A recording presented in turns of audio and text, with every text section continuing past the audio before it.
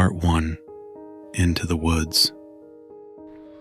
In July 2007, 10-year-old Ethan Mercer vanished during a family camping trip in the Cascade Mountains of Oregon. His father was 30 feet away, setting up a tent. His mother was unpacking supplies from the car. His older sister was gathering firewood. When they turned around, Ethan was gone. No screams, no sounds of struggle. Just empty forest where a boy had been standing moments before. The search would last 11 days and mobilize hundreds of volunteers. The answer, when it finally came, would be found not in the wilderness, but in the last place anyone thought to look, inside the family itself. How does a child disappear in broad daylight with 3 family members nearby? How does a boy evaporate from a campsite in the middle of conversation, leaving behind nothing but questions and a silence so profound it seemed to swallow sound itself? The Cascade Mountains rise like ancient sentinels along the spine of Oregon, their peaks crowned with snow even in summer, their flanks covered in Douglas fir so dense that sunlight barely penetrates to the forest floor. In July 2007, these mountains were exactly what the Mercer family needed: escape from the suffocating heat of Portland, from the demands of work and school, from the tension that had been building in their household like pressure in a sealed container. David Mercer, 42 years old, worked as a regional manager for a commercial roofing company, a job that kept him on the road more often than home.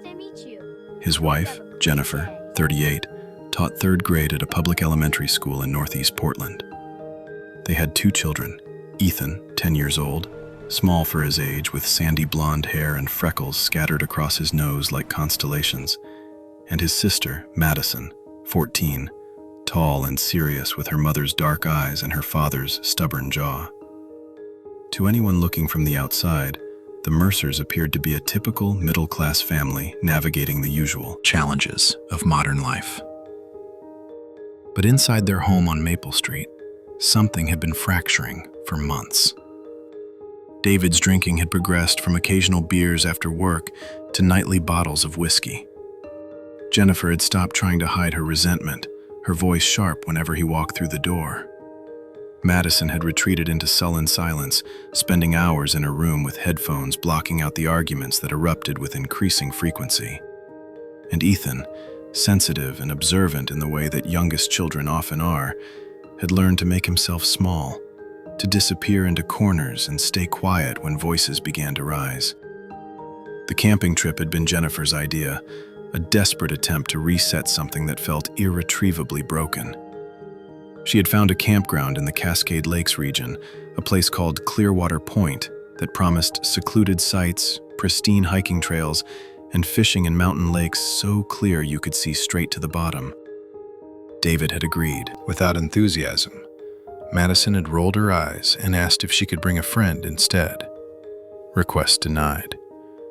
And Ethan had been quietly excited, packing his backpack days in advance with a flashlight, a compass he barely knew how to use, and a field guide to Pacific Northwest wildlife.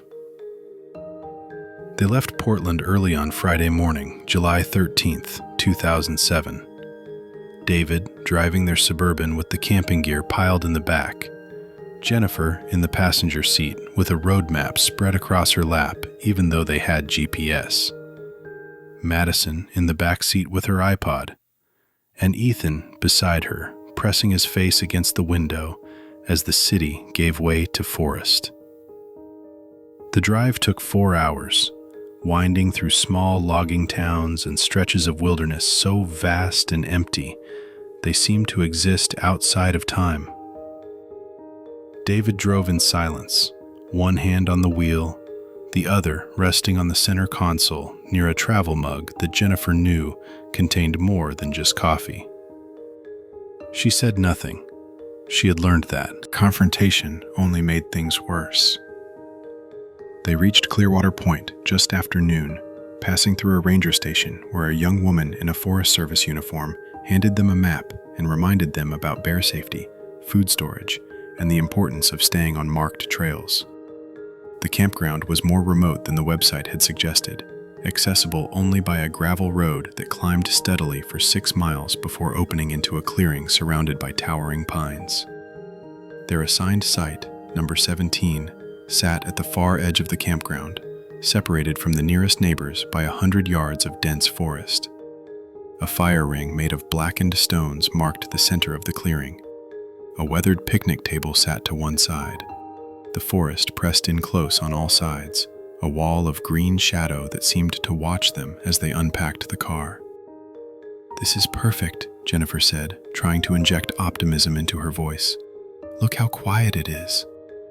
David grunted, already pulling tent poles from their bags. Madison walked to the edge of the clearing and stood staring into the trees with her arms crossed. Ethan, however, was delighted.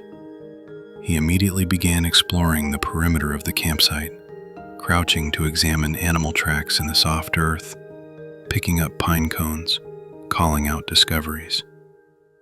"Mom, there's a creek back here. Can I go look?" "Stay where I can see you," Jennifer called back, her attention divided between unpacking coolers and watching David struggle with the tent poles. He had been drinking during the drive, she was certain of it, and his movements had that slightly uncoordinated quality that she had learned to recognize. "Do you need help?" she asked. "I've got it," he snapped.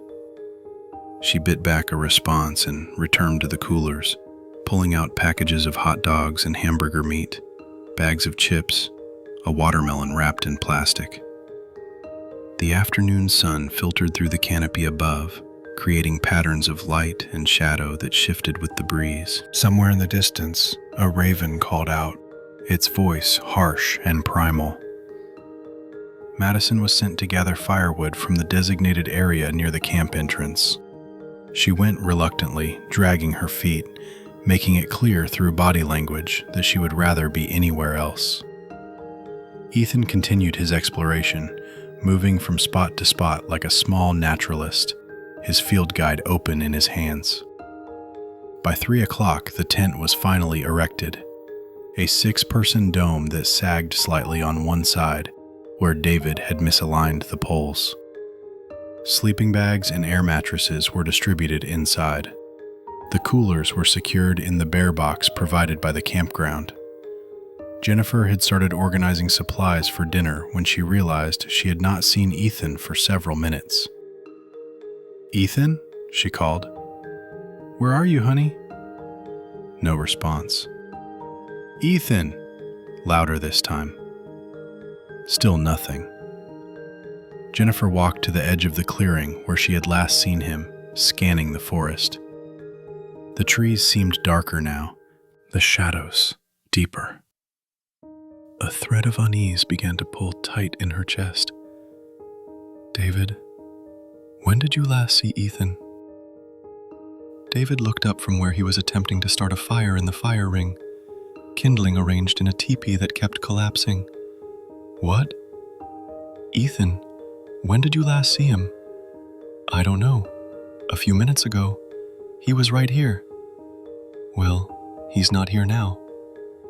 The irritation in David's expression shifted to something else. Not quite concern yet, but awareness that Jennifer was worried, which meant he should probably be worried too. He stood, brushing wood chips from his hands. "He's probably just exploring. You know how he is." I told him to stay where I could see him. They both called his name then, their voices carrying through the trees. The forest seemed to absorb the sound, giving nothing back. Jennifer walked the perimeter of the campsite, checking behind trees, behind the Suburban, even inside the tent, though she knew he would not be there. Madison returned with an armload of firewood and immediately sensed the tension. "What's wrong?" "We can't find your brother," Jennifer said, trying to keep her voice calm. "Did you see him when you were getting wood?" "No, why would I see him? He was here when I left." "How long ago was that?" Madison shrugged. "I don't know, 20 minutes?" 20 minutes. Long enough for a 10-year-old boy to wander farther than he should. long enough to get turned around in unfamiliar forest, long enough for something to happen. David walked into the trees in one direction, calling Ethan's name. Jennifer went in another.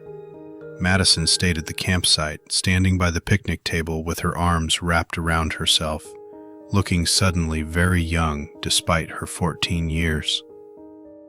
For 15 minutes they searched in expanding circles from the campsite, their voices growing increasingly desperate.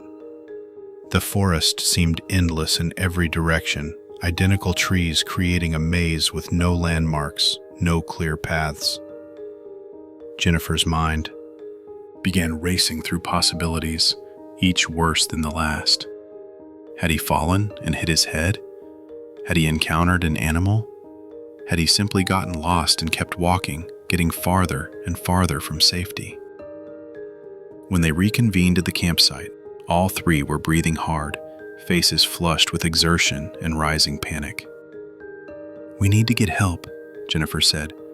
"We need to call the rangers." "We don't have cell service out here," David said, his voice tight. "We'll have to drive back to the ranger station." "We can't leave. What if he comes back and we're gone?" They stood frozen in indecision for a moment, the weight of the situation finally settling on all of them. Then David made the decision. "Madison, you stay here. Your mother and I will drive to the ranger station. If Ethan comes back, you keep him here. Do not let him go anywhere. Do you understand?" Madison nodded, her face pale. "We'll be back as fast as we can," Jennifer said, though leaving her daughter alone felt like the wrong choice, even as she made it. They drove the 6 miles of gravel road faster than was safe, the Suburban bouncing over ruts and rocks, Jennifer gripping the door handle, neither of them speaking. The ranger station appeared around a bend, and David skidded to a stop in the parking area, both of them jumping out before the engine had fully stopped. The young ranger from earlier, her name tag read K. Sullivan, looked up from paperwork as they burst through the door. "Our son is missing," Jennifer said, the words tumbling out. "He disappeared from our campsite. We've been looking, but we can't find him. You have to help us." Ranger Sullivan's expression shifted immediately from casual afternoon boredom to focused professionalism. She reached for her radio. "How long has he been missing?" 45 minutes, maybe an hour." "How old?" 10. "What was he wearing?" Jennifer's mind went blank for a moment, panic erasing details. Then it came back. "Blue t-shirt, khaki shorts, red sneakers. He has blonde hair and freckles." Sullivan was already speaking into her radio, her voice calm and efficient, calling for additional rangers for search and rescue, using codes and terminology that Jennifer did not understand. Within minutes, the quiet ranger station had transformed into a command center. By the time Jennifer and David drove back to their campsite, following a ranger's vehicle now, its emergency lights flashing, it was nearly 5 o'clock. 2 hours had passed since they had last seen Ethan. Madison was standing exactly where they had left her, looking terrified, but trying to be brave. "Did he come back?" Jennifer asked, though she already knew the answer from her daughter's face. Madison shook her head. More vehicles arrived. Rangers in uniform, volunteers from a local search and rescue team, a K-9 unit from the sheriff's office. They brought radios, maps, first aid equipment, infrared cameras. The campsite that had felt isolated and peaceful now teemed with purposeful activity. A search coordinator, a stern-faced man named Leonard Walsh, who had been doing mountain rescue for 25 years, gathered the family together.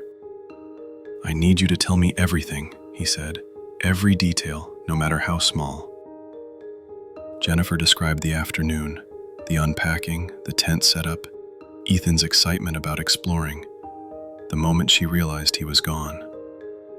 David added his observations, though they were minimal, He had been focused on the tent, had not been paying close attention to where Ethan was. Madison contributed almost nothing, her responses monosyllabic, her eyes fixed on the ground. "Has Ethan ever wandered off before?" Walsh asked. "No," Jennifer said. "Never. He's a good kid. He listens." "Any medical conditions? Medications?" "No, he's healthy." "Does he know what to do if he's lost?" Jennifer realized with sinking clarity that they had never had that conversation.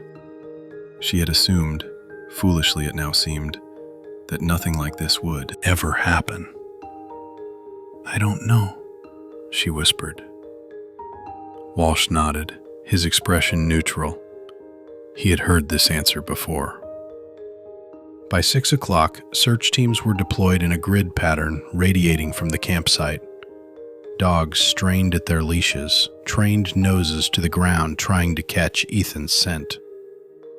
A helicopter from the sheriff's office made low passes overhead, the thump of its rotors echoing through the valley. Volunteers walked shoulder to shoulder through dense undergrowth, calling Ethan's name until their voices went hoarse.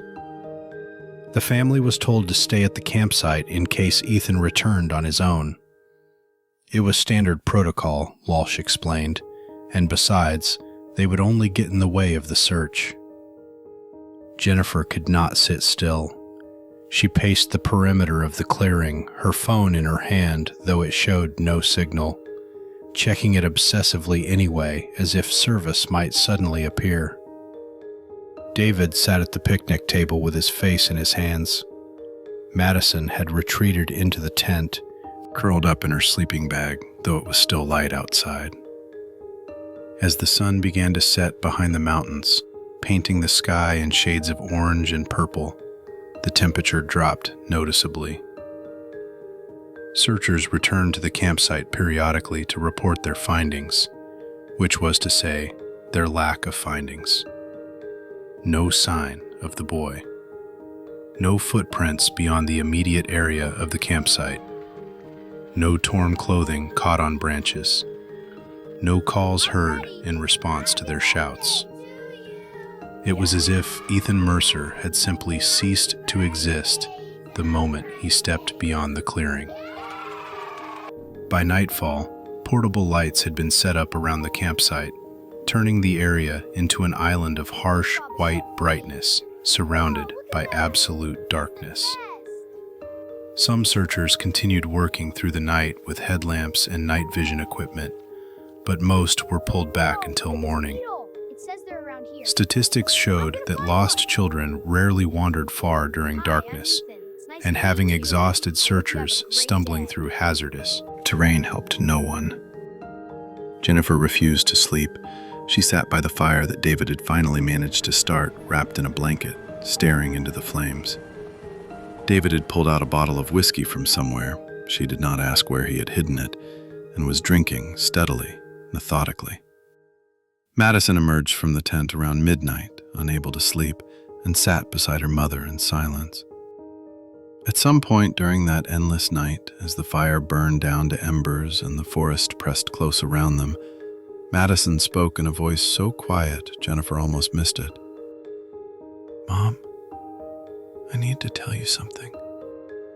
Jennifer turned to look at her daughter, seeing something in her expression that made her suddenly cold despite the blanket. "What is it, honey?" Madison's mouth opened, then closed, her eyes filled with tears. "Never mind, it's nothing." "Madison, I said it's nothing!" The teenager stood abruptly and went back into the tent, leaving Jennifer alone with questions she did not yet know how to ask. The first night passed without finding Ethan Mercer.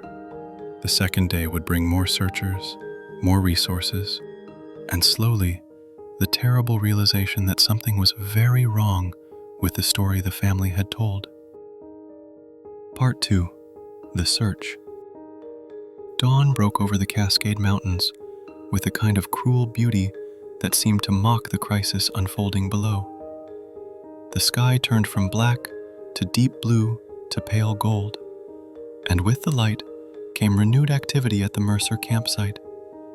Fresh search teams arrived before 7, including specialized trackers, more canine units, and a mobile command center, a large RV outfitted with communications equipment that parked at the campground entrance. Jennifer had not slept at all.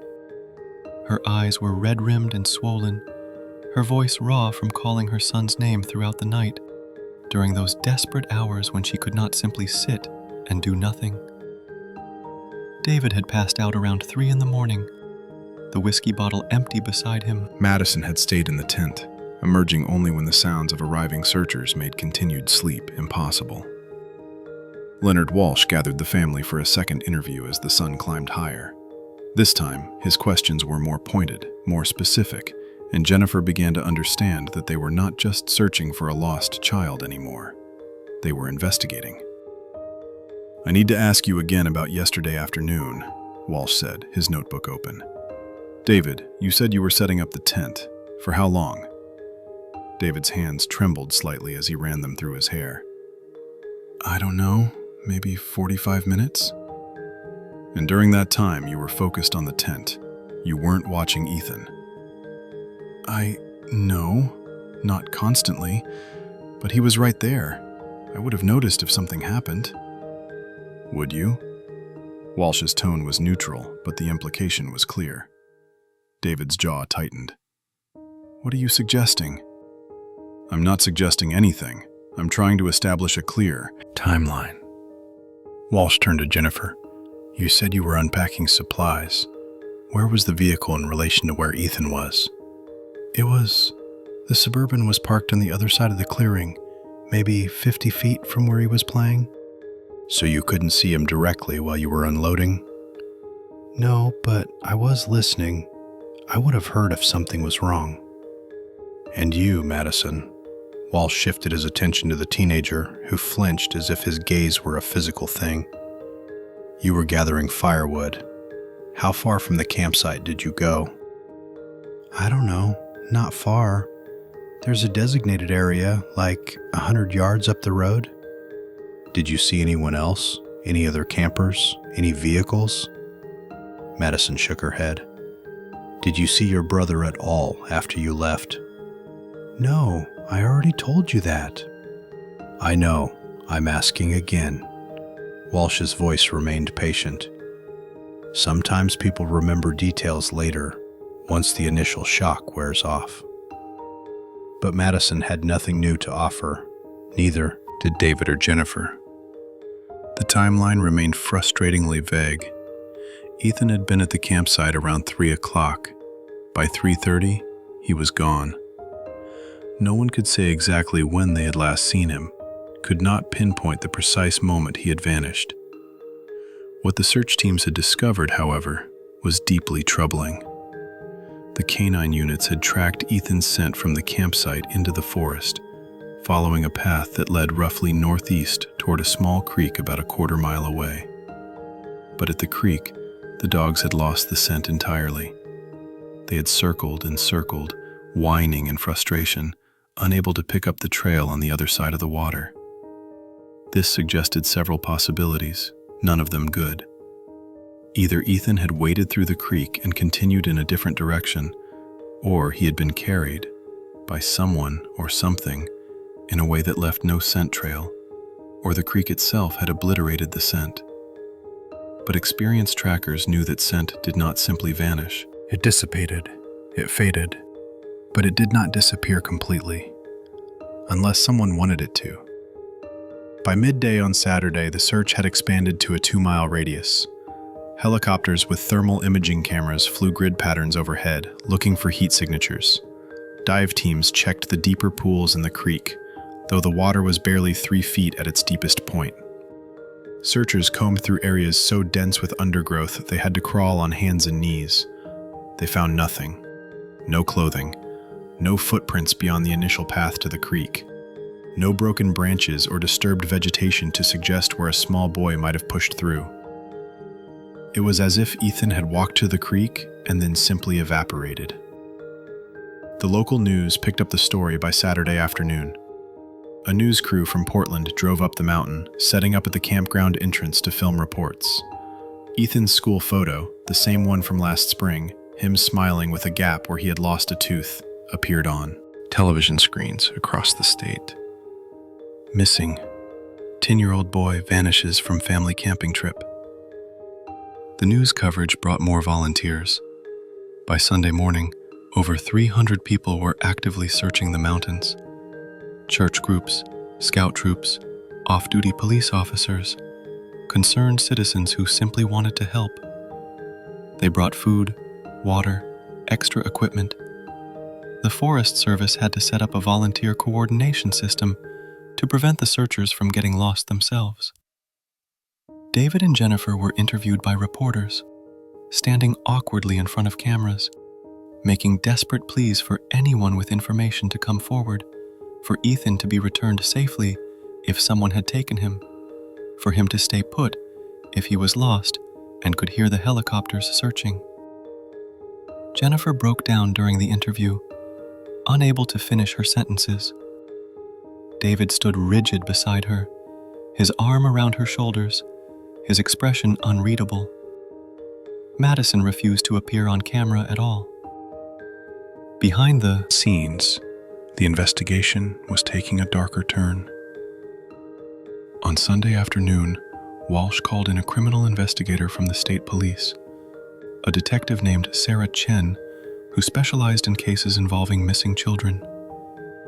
Chen arrived with a team of forensic technicians who went through the Mercer campsite with fine-tooth precision, photographing everything, collecting potential evidence, asking questions that felt more like interrogations. "I need to search your vehicle," Chen said to David, her voice polite but firm. "Why? You think Ethan is in our car?" "I think we need to eliminate all possibilities." David handed over the keys.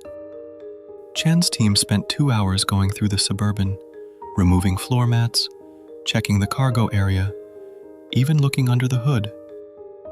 They found nothing except the detritus of family life: old receipts, forgotten toys, crumbs ground into the upholstery. They also found 3 empty whiskey bottles hidden under the driver's seat. Chen spoke with David privately after the search, away from Jennifer and Madison. "Mr. Mercer, I need to ask you directly. Were you drinking on Friday when you arrived at the campsite?" David's face flushed. "I had a drink or two. So what? That doesn't have anything to do with Ethan." "Were you intoxicated?" "No." "But you were drinking." "Yes, Jesus, I already said that." Chen made a note. "And after Ethan disappeared, you've been drinking as well." "My son is missing. You're damn right I've been drinking." "Mr. Mercer, I need you to understand something. Right now, you are not being accused of anything. But if your alcohol use impaired your ability to supervise your son, it didn't." David's voice was hard, defensive. "I was watching him. We all were. He just disappeared." Chen studied him for a long moment.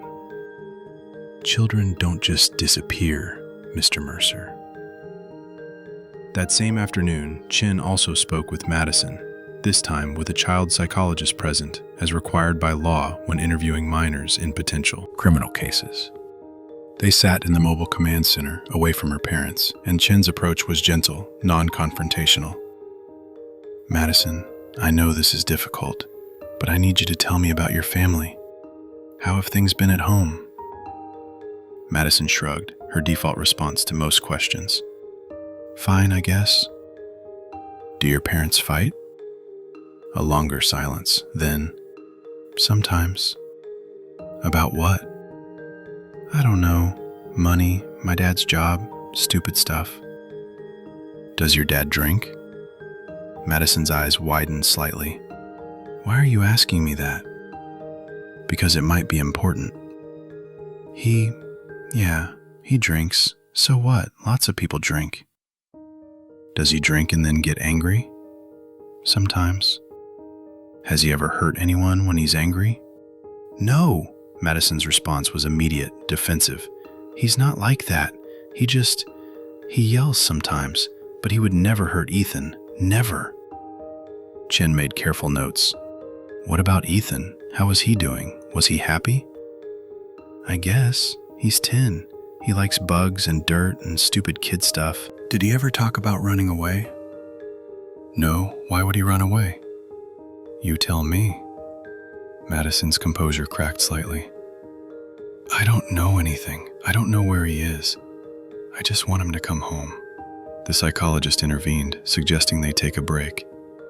Madison left the command center in tears, running back to the campsite where Jennifer immediately enveloped her in a hug. By Sunday evening, the search coordinator made the difficult decision to scale back the ground search. 3 days of intensive searching had yielded no evidence, no trace, no indication of which direction to continue looking. The terrain was too vast, the possibilities too numerous.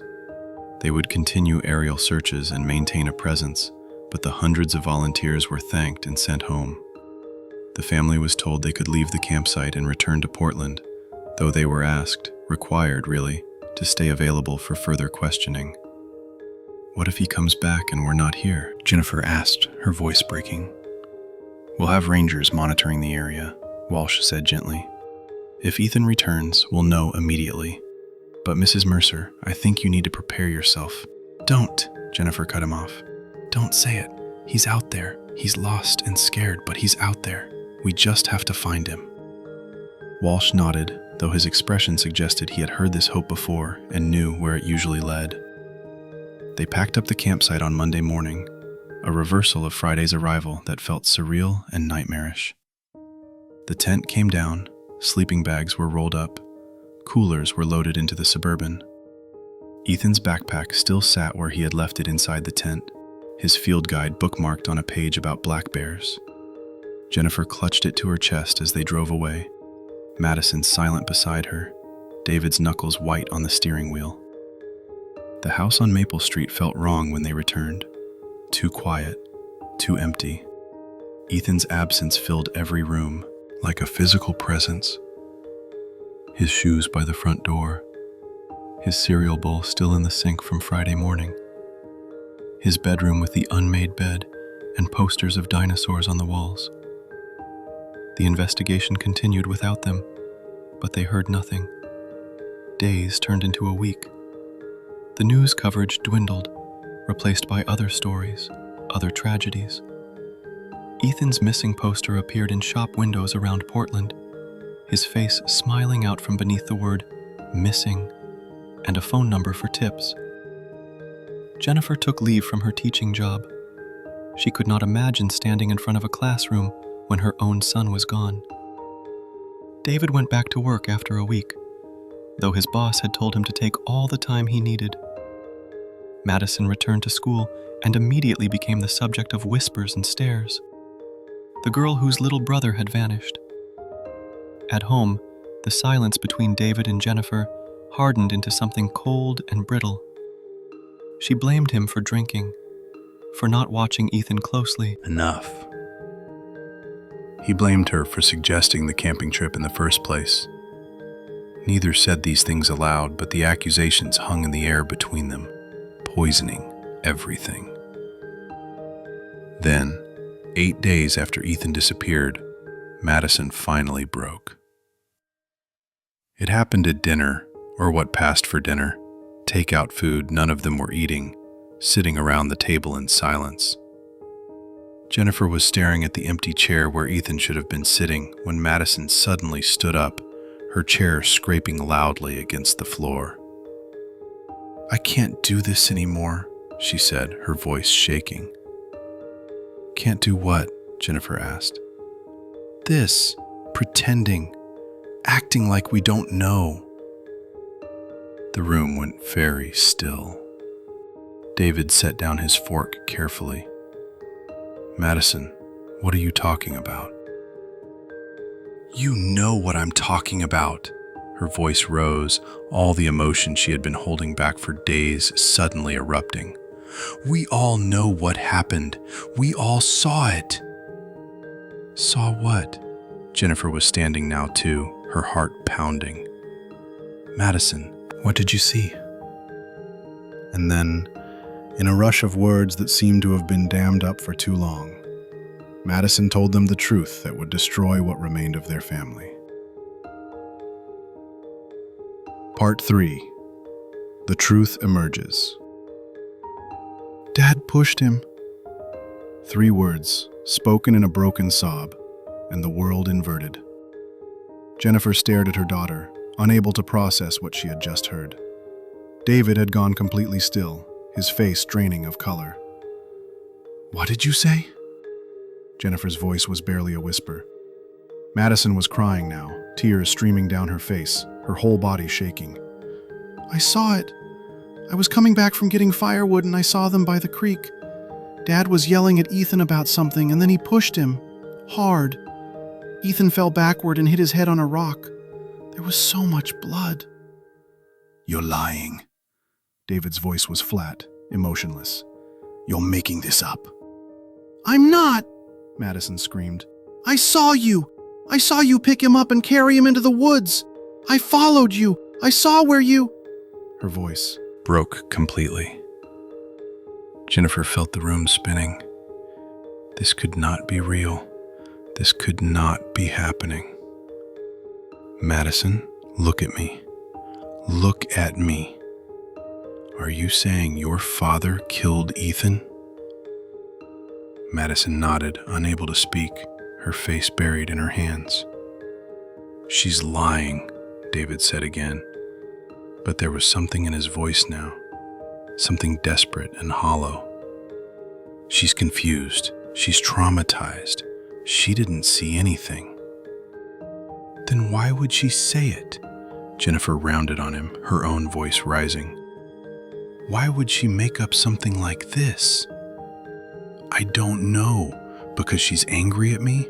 Because she wants attention? Because... Where is he, David? Jennifer advanced on her husband, her hands clenched into fists. Where is our son? I don't know. I didn't do anything. But his eyes betrayed him.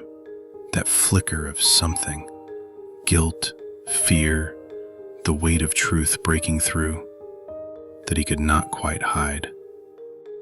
Jennifer grabbed her phone and dialed 911 before David could stop her. Her hands were shaking so badly she almost dropped it. I need to report. My husband killed my son. Our son. He killed our son. The words sounded unreal, even as she spoke them. David lunged for the phone, but Jennifer twisted away, already running for the front door, Madison behind her. They made it to the porch before David caught up, grabbing Jennifer's arm. Don't do this, he pleaded. Please, you don't understand what happened. Then make me understand. She wrenched her arm free. Tell me what happened to Ethan. In the distance, sirens were already approaching. Someone, a neighbor probably, must have heard the screaming and called police. David heard them too. Something in his expression crumbled. It was an accident, he whispered. I swear to God, it was an accident. The police arrived within 3 minutes, 2 patrol cars screaming to a stop in front of the house. Officers emerged with hands on their weapons, responding to a domestic disturbance with a possible homicide. David was ordered to. The ground was handcuffed despite his protests. Was read his rights while Jennifer and Madison stood on the porch watching.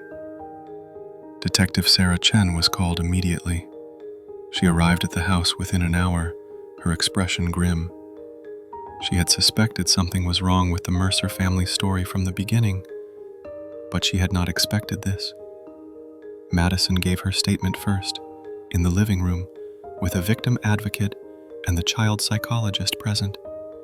She spoke haltingly, through tears, but her story was consistent and detailed. I was walking back from getting firewood.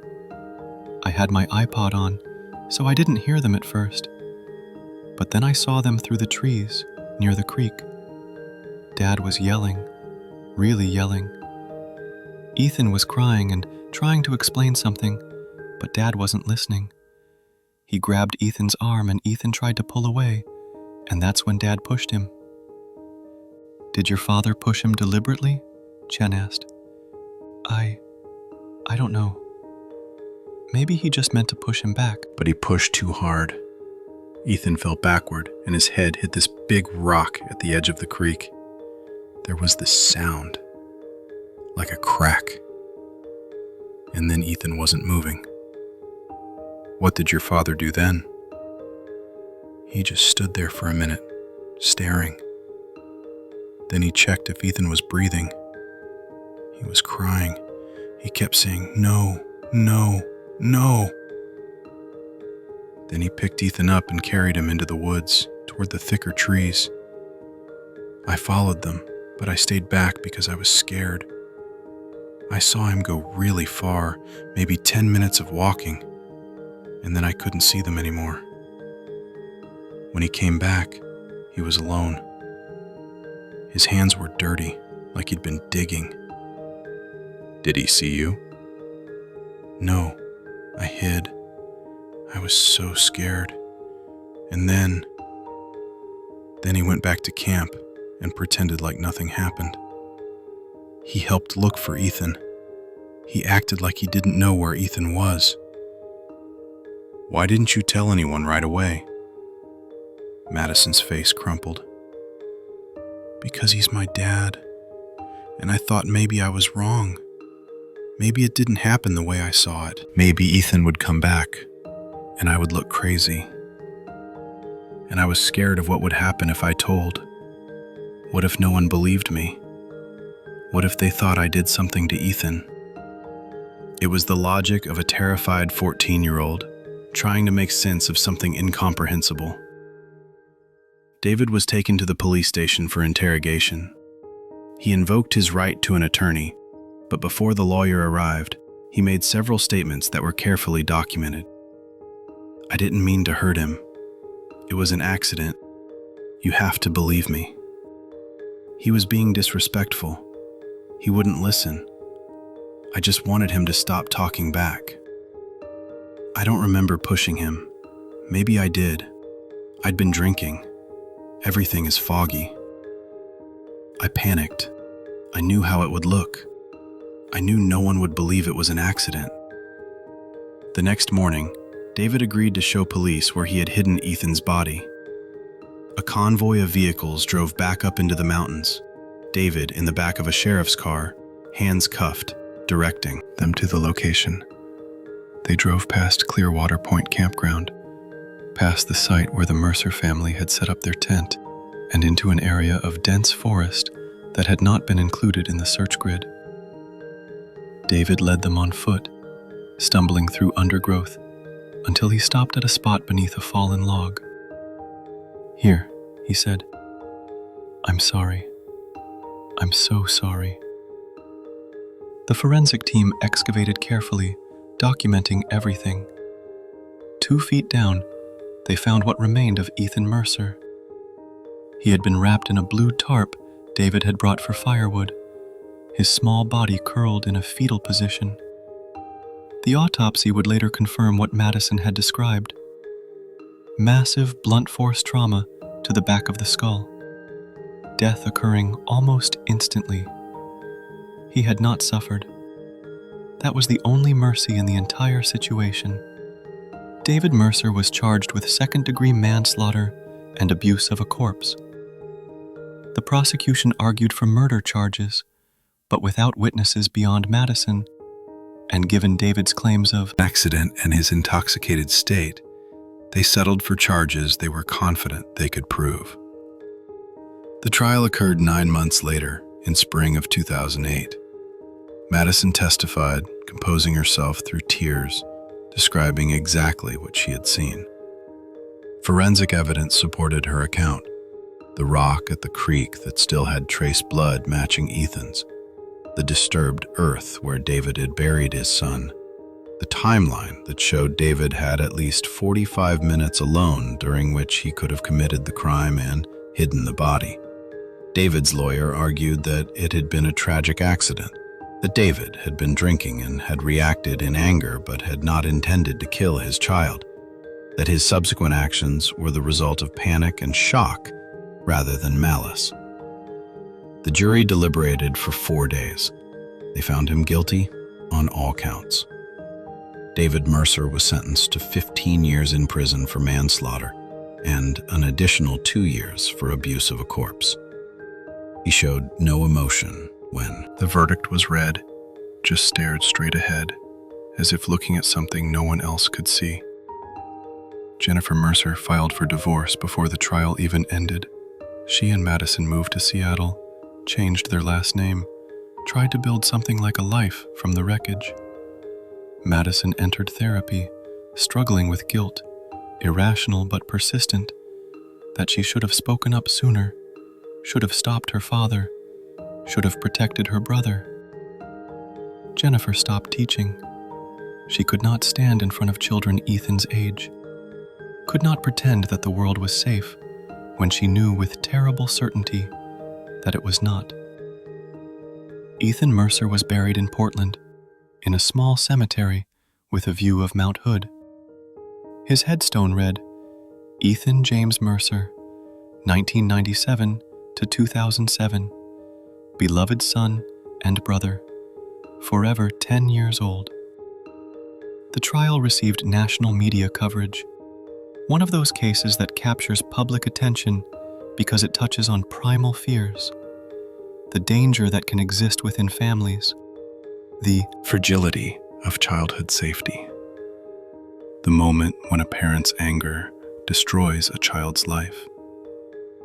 But for those who had known Ethan, his teachers, his classmates, the few friends he had been close to, the media narrative missed what mattered most.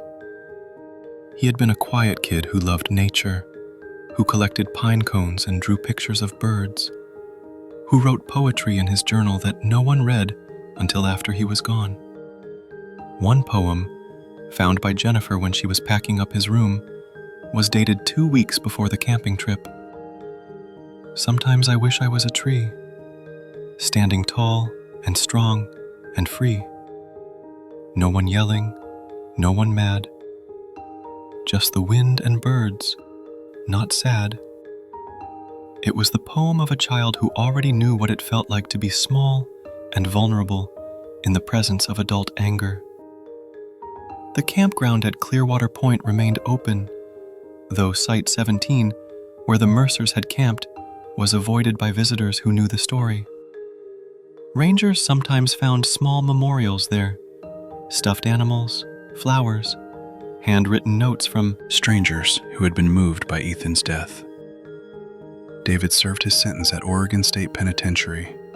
He was not a model prisoner, but neither was he particularly troublesome. He attended AA meetings, participated in anger management groups, wrote letters to Madison that she never opened. In one letter, intercepted by Jennifer before it could reach her daughter, David wrote, I think about that moment every day. I see his face looking up at me, confused and scared. I see him fall. I hear the sound. If I could go back, if I could change it, I would give anything. But I can't. All I can do is live with what I did, and that is a punishment worse than any prison. Jennifer burned the letter. Madison graduated high school, then college. She became a social worker specializing in child protection, working with families in crisis, trying to prevent what had happened to her brother from happening to others. She told herself it was honoring Ethan's memory, though she knew it was also a form of penance. She never visited her father in prison. She never took his phone calls. As far as she was concerned, the man who had pushed her brother and buried him in the woods was not her father anymore. He was a stranger who wore her father's face. Epilogue. What the forest remembers.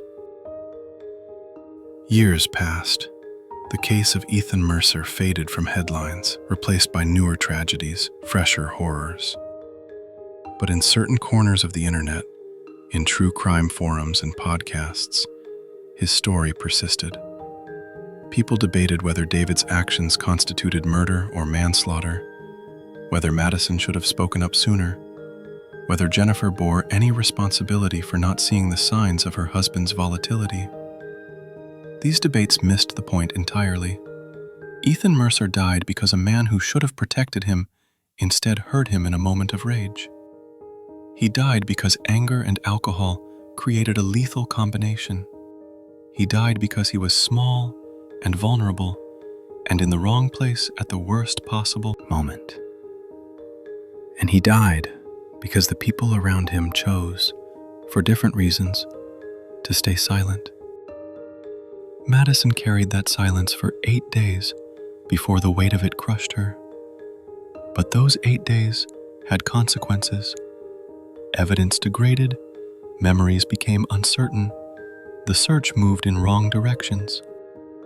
If she had spoken immediately, would anything have changed? Probably not. Ethan was already gone. But the question haunted her. Jennifer carried different guilt. Why hadn't she seen that David's drinking had become dangerous? Why hadn't she protected her children from his anger? Why had she pushed for a camping trip when the family was already fractured?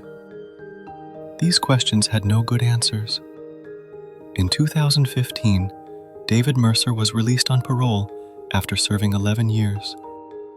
He moved to a halfway house in Portland, worked construction jobs, attended mandated therapy sessions, reported to his parole officer twice a month.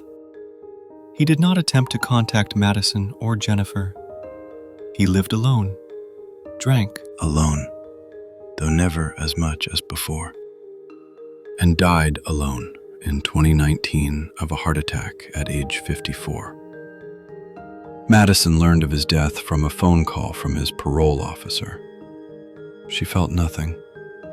No sadness, no relief, just a hollow emptiness where feelings about her father should have been.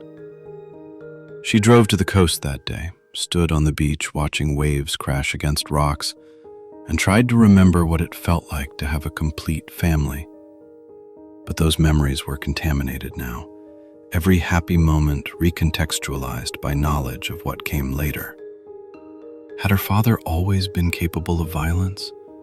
Or had it been a singular moment, a perfect storm of circumstances that would never have occurred otherwise? She would never know. Jennifer Mercer eventually remarried to a kind man who knew her history and loved her despite, or perhaps because of, her damage. They did not have children. Jennifer said she had already lost one child and could not bear the risk of losing another.